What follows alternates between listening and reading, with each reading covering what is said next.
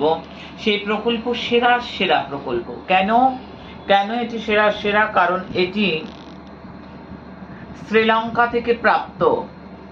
এটি মাছের পেটের মধ্যে তৈরি হয়। এটা এতটাই দুষ্প্রাপ্য, এটা মাছের পেটের মধ্যে তৈরি হয়, এটা এতটাই দুষ্প্রাপ্য। এটা মাছমণি বা দেবমণি।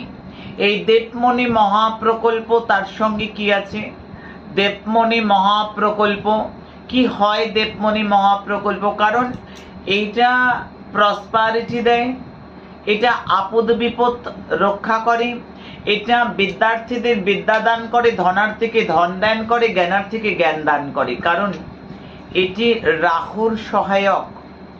100টা যদি ছক আমি বিচার করি, 90টা থেকে 92টা ছকে রাহুর দাপট। যদি রাহু কোনো জন্ম ছকে, কোনো জাতচক্রে ফেভারেবল অবস্থায় না থাকে, তাহলে জীবনটা কিন্তু কোথাও যেন ডিসব্যালেন্স হয়ে যায়। আর সেই রাহুকে যদি বশে আনতে হয় না, কোনো চক্ষু নয়, অনেক টাকার কবজ নয়, সম্পূর্ণ বিনামূল্যে সেরা সেরা প্রকল্প 31শে আগস্ট কামারহাটি নজরুল মঞ্চে মাছমণি বা দেবমণি। এই মাছমণি দেবমণি যারা নেবে তারা একেবারে বামা কালীর চরণ প্রান্ত থেকে গ্রহণ করবে। একেবারে দরবারি যে তারা সিদ্ধেশ্বরী মহারানী যে সে বিগ্রহ যাবে, সেই চরণ থেকে তারা কিন্তু এটি গ্রহণ করবে। এই মহাসেরা প্রকল্প কিন্তু বিশেষভাবে এই প্রকল্প আরো বেশি পাওয়ারফুল হয়ে যাচ্ছে, কারণ অষ্টমী তিথি।